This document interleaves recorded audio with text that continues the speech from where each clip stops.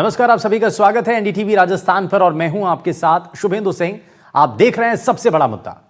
कोटा में एक ही दिन के अंदर 2 छात्रों की खुदकुशी की घटना सामने आई।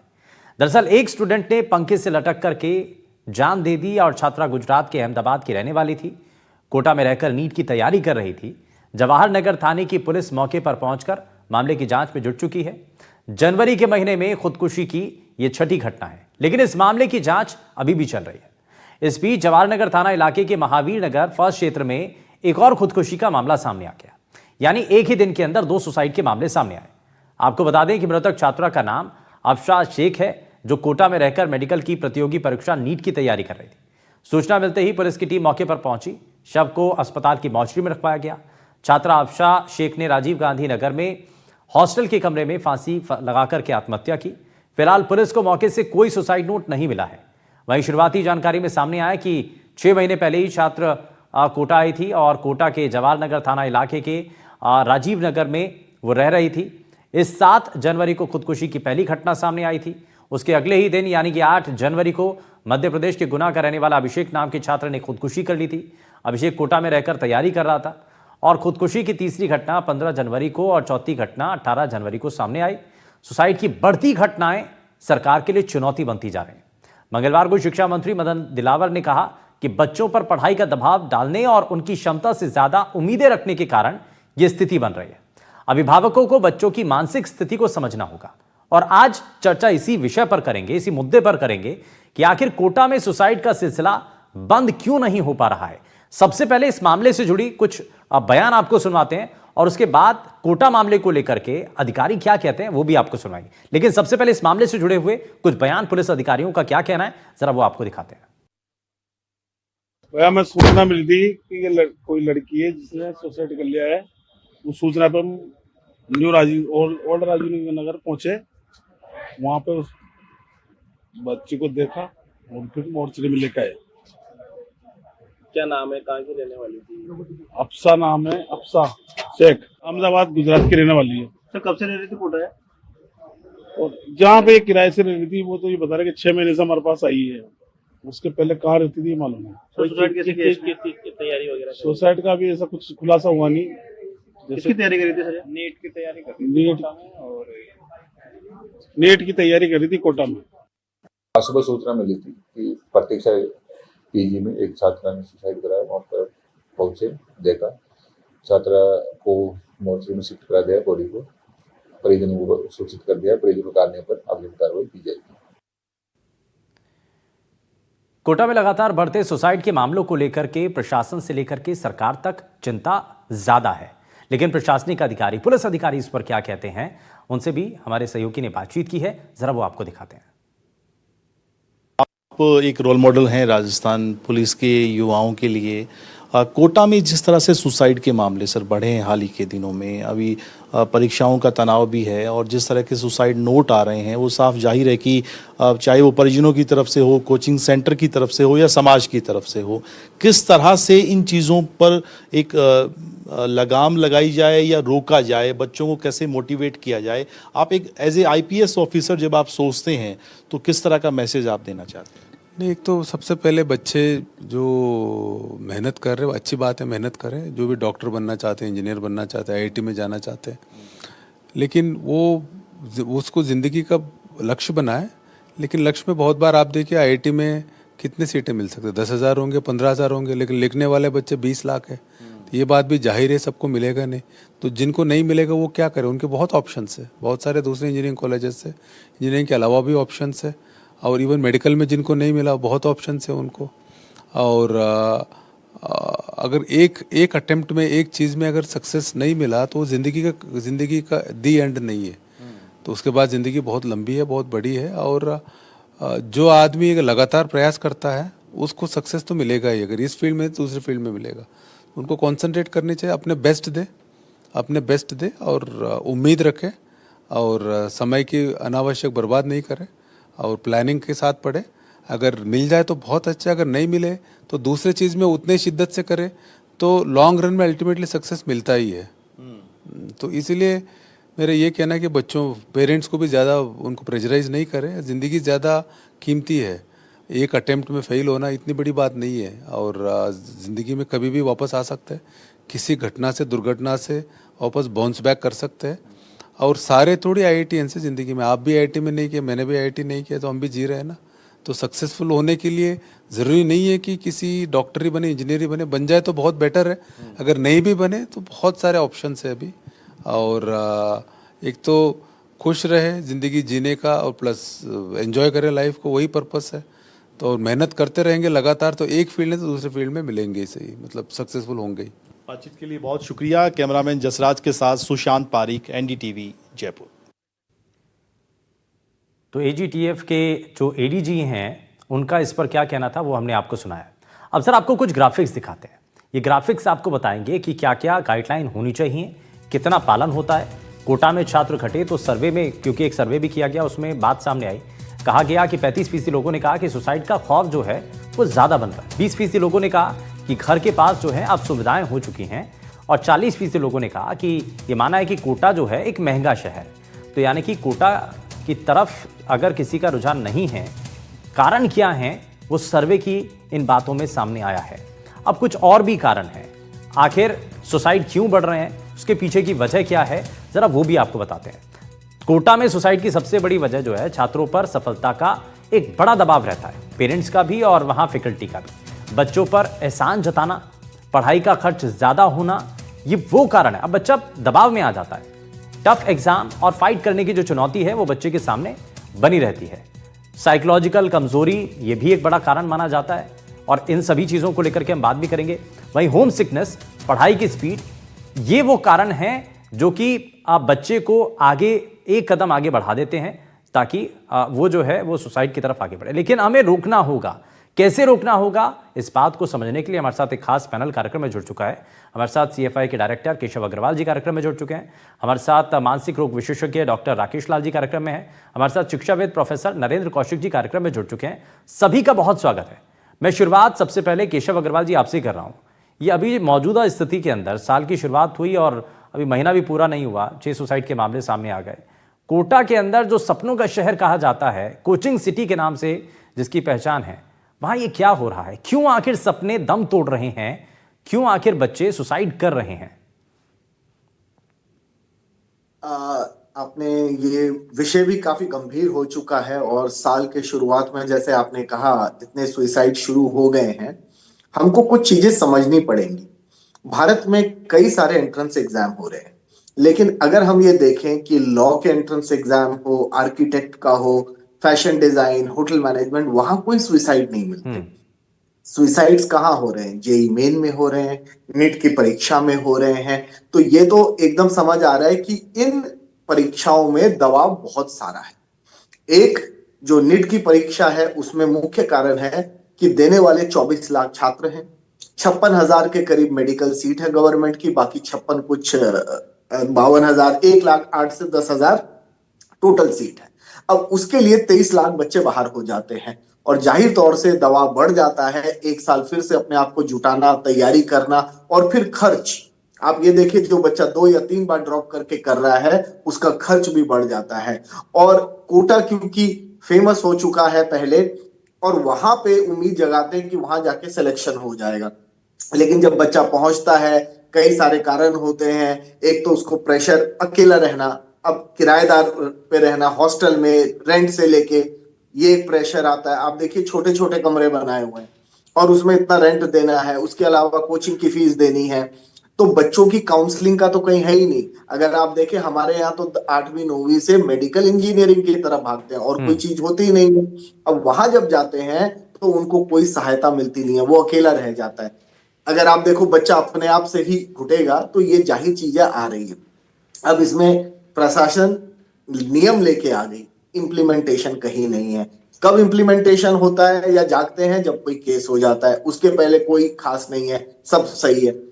अब इसमें जब तक सरकार प्रशासन के साथ और कोचिंग वालों के साथ और बच्चों के साथ मिलके इसको पूरी तरह नहीं लगाएंगे, इसमें सोल्यूशन नहीं आना। दूसरा, सरकार की ओर से अब आप देखिए आज 5 साल हो गए, बच्चे 16-17 लाख से 24 लाख नीट की तैयारी देने में आ गए। सरकार ने सीटें कहां बढ़ाई? बच्चे मजबूर होके जब नहीं मिलता यूक्रेन, बल्गेरिया यहाँ भी जा रहे हैं। अब आप समझिए कि अगर हम देश में ही ये व्यवस्था बढ़ाएं, चाहे पब्लिक प्राइवेट पार्टिसिपेशन से, तो इससे क्या है कि अपने आप ये सुइसाइड कम होंगे। दूसरों में इसलिए नहीं होते, वहां डिमांड सप्लाई में गैप नहीं है, यहाँ डिमांड सप्लाई में बहुत बहुत बड़ा बड़ा अंतर गैप है।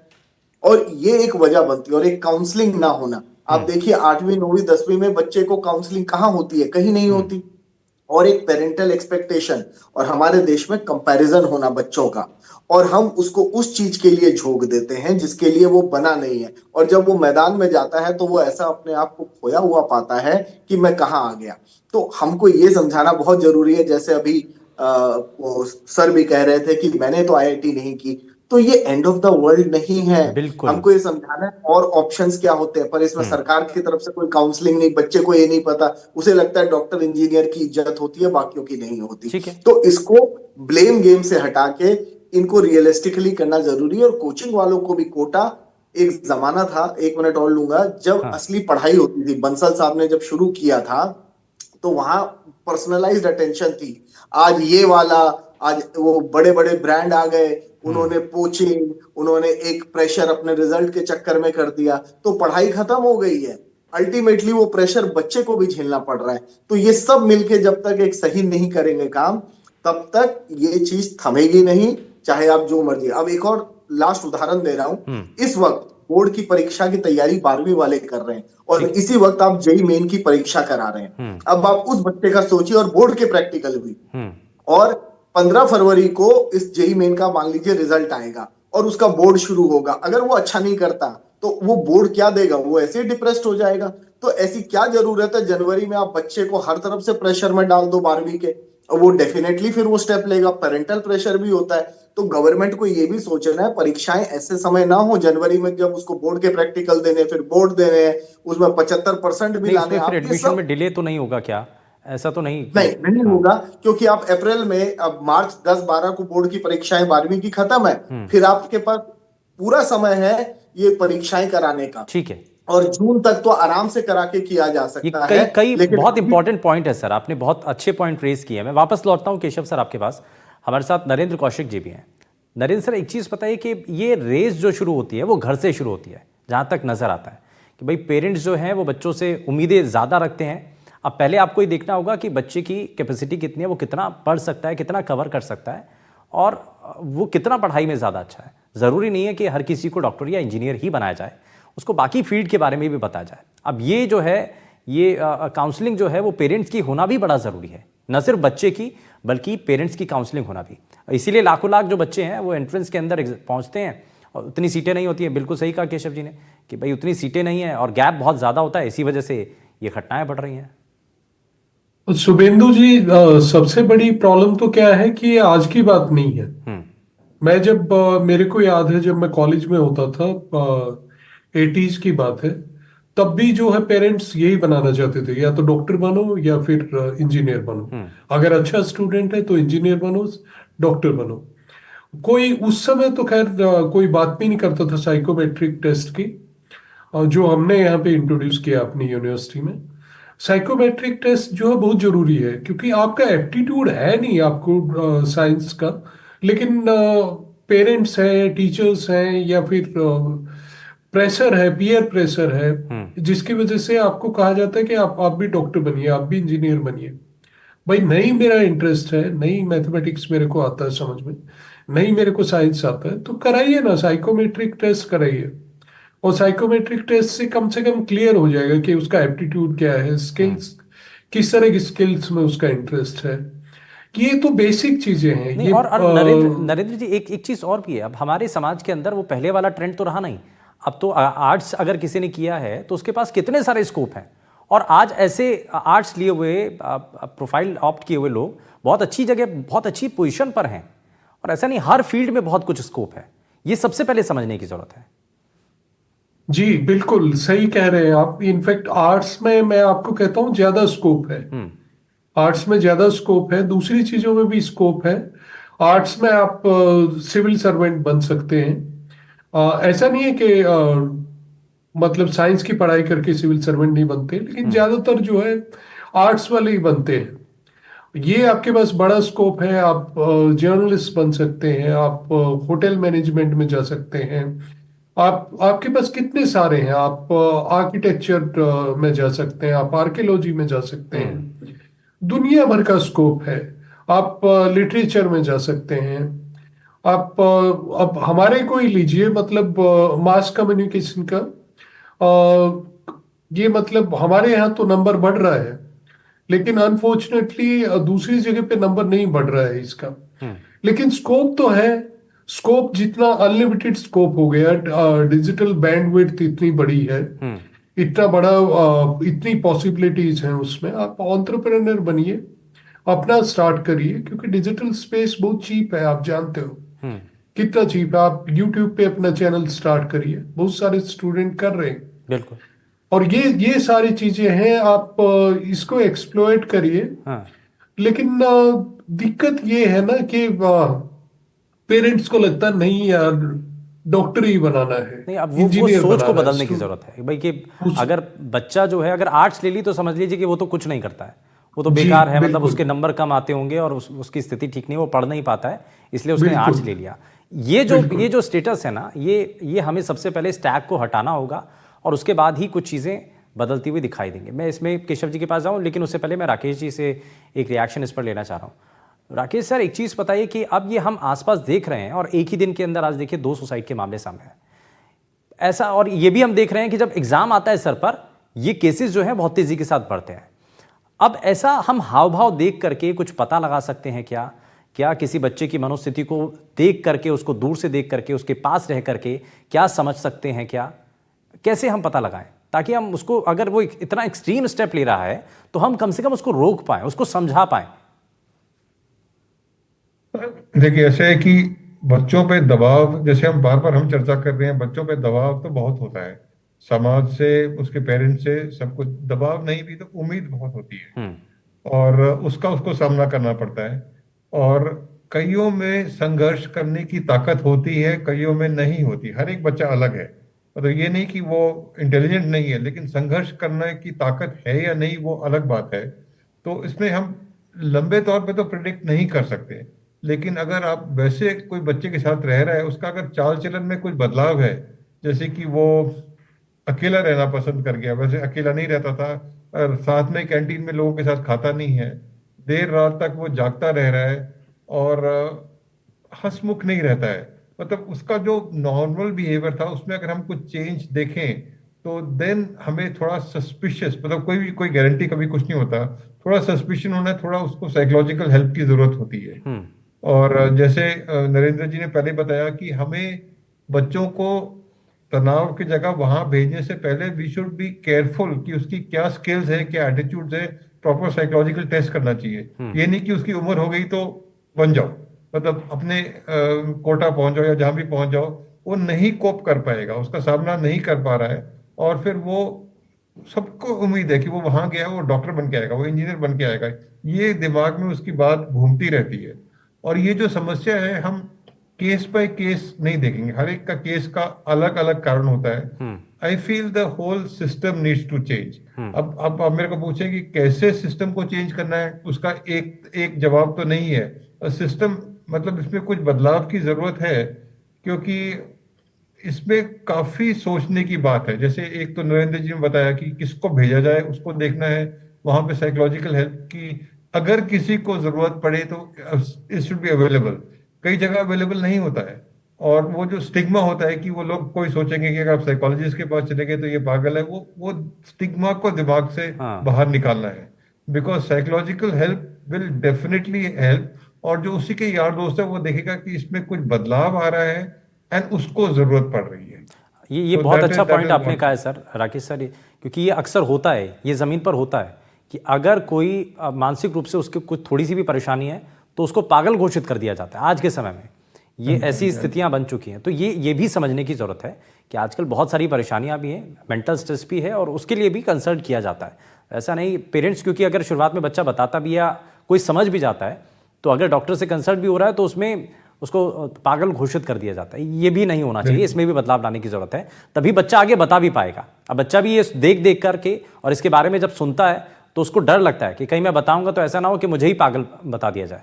मैं इसमें केशव जी के पास जरा इस पर एक रिएक्शन ले लेता हूँ। केशव सर, एक चीज़ यहाँ पर समझने वाली ये भी है कि भाई लगातार बच्चे जो हैं, ठीक है, हम एक ऐसी रेस को लेकर के बात करें जिसमें कुछ एवरेज बच्चे भी आते हैं जो कि दबाव के कारण सुसाइड करते हैं, लेकिन अभी साल की शुरुआत में कुछ केसेस ऐसे भी आए जो थ्रू आउट बहुत अच्छे नंबरों से पास हुए बच्चे, लेकिन यहां आकर के कोटा की इस रेस में आकर के वो अपने आप को पिछड़ता हुआ महसूस करने लगे।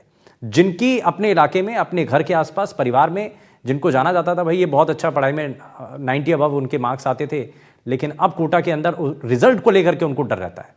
तो ये भी एक पहलू था।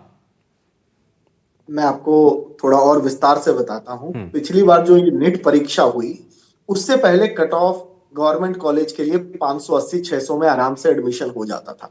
पिछली बार इसमें स्कैम हुआ, क्या हुआ, 650 720 में से बच्चों को, एम्स तो छोड़िए, एम्स तो मिल ही नहीं पाया, एम्स तो 700 के पार था, तो बच्चों को इस बार हर जगह ये डरा दिया गया है कि भैया तुम 720 में से जब तक 650 नहीं क्रॉस करोगे सिलेक्शन नहीं होगा।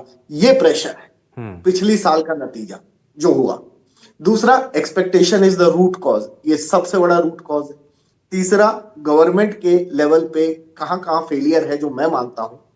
आप देखिए, आईआईएम की परीक्षा होती है और कई लोग देते हैं, लेकिन 12वीं के बाद आईआईएम 1-2 कोर्स कराते हैं। क्यों नहीं 12वीं के बाद उस मैनेजमेंट का कोवोटेड कोर्स आप सबसे शुरू कराइए ताकि बच्चा उस तरफ जाए।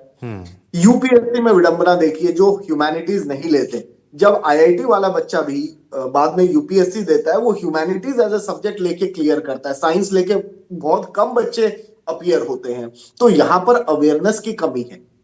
अगर आप ये देखें, हम लाइन से ऐसे इंस्टीट्यूट्स बनाने लग जाएं जो हायर में अच्छा कर रहे हैं, वो लोअर से ही 12वीं के बाद ऑप्शंस आ जाएं, तो क्यों नहीं बच्चे जाएंगे? डेफिनेटली बच्चे जाएंगे, लेकिन ये सरकार को सोचना है। और अब इतने सालों में आप ये देखिए, अगर डिमांड है और आप उसकी सप्लाई नहीं करा रहे, फिर आप कॉर्पोरेट से क्या कर रहे हैं? अदानी जी, अंबानी जी इतने हैं, क्या वो पैसे लगा के मेडिकल कॉलेजेस तैयार नहीं कर सकते इन बच्चों के लिए, जहां 24 लाख एक बहुत बड़ी संख्या है जो दे रहे हैं? और आज तक आप यूनिवर्सिटी देखिए, डीयू की जैसी एक भी यूनिवर्सिटी बनी है? हजारों बच्चे देते हैं और कुछ मुश्किल से दाखिला पा पाते हैं। तो ये सिलेक्शन एग्जाम नहीं है, ये सारे एलिमिनेशन एग्जाम है। आप समझिए, इसमें एलिमिनेट करने के लिए बैठे। और अगर ये चीजें कम नहीं होंगी, पेरेंट्स की काउंसलिंग बहुत जरूरी है, क्योंकि वो अननेसेसरी पीयर प्रेशर और कंपैरिजन दे देते हैं। शर्मा जी के बेटे ने ये कर दिया, तू कुछ नहीं करता। तो जो तारे जमीन की पिक्चर थी वो एकदम सही रिलेट होती है कि बच्चा खो जाता है, वो पेंटिंग में अच्छा है, म्यूजिक में अच्छा है, आप पहचानिए और उसको वहां जाने दीजिए।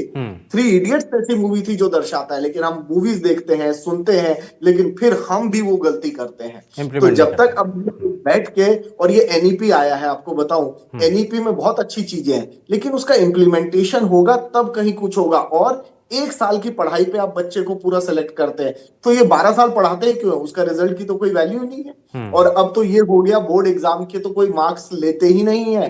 तो मतलब बच्चा कहता है बोर्ड में क्यों जाऊं, डमी स्कूल क्यों बढ़ रहे हैं? आप बताइए, किसने बढ़ावा दिया है? ये सरकार ने दिया है कि आपने बोर्ड के एग्जाम 0 कर दिए, एंट्रेंस क्लियर करोगे। मेरा मानना है एक प्रोग्रेसिव अप्रोच लगाओ, इंस्टीट्यूशंस बढ़ाओ, जहां डिमांड सप्लाई का गैप कम होगा तो ये अपने आप कम हो जाए। ठीक है, मैं इसमें वापस से नरेंद्र जी के पास आता हूं।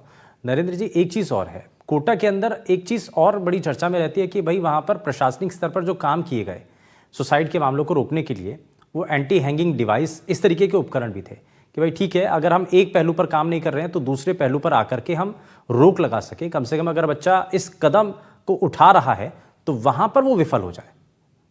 लेकिन वो भी ऐसे अभी हाल में देखा गया कि कई जगहों पर जो है एंटी हैंगिंग डिवाइस जो है वो थी नहीं, कुछ जगह पर लगी थी तो वो काम नहीं की। तो मॉनिटरिंग नहीं हो रही है ना। आपने रेगुलेशंस बना दी, आपने एसओपी बना दिया, लेकिन मॉनिटरिंग कहाँ है? मॉनिटरिंग जब तक प्रॉपर नहीं होगी, देखो, आपने जितने भी रूल्स बना दिए, जितने भी रेगुलेशंस बना दी, लेकिन जब तक मॉनिटरिंग नहीं होगी, जब तक इम्प्लीमेंटेशन नहीं होगी इसकी, तब तक कैसे होगा? 10,000 करोड़ का इंडस्ट्री है ये कोटा में। अब उसमें जो है, आई एम श्योर करप्शन भी होगा और बहुत सारी दूसरी चीजें भी होंगी जिसकी वजह से ये एंटी हैंगिंग डिवाइस नहीं लगती है पीजीज में।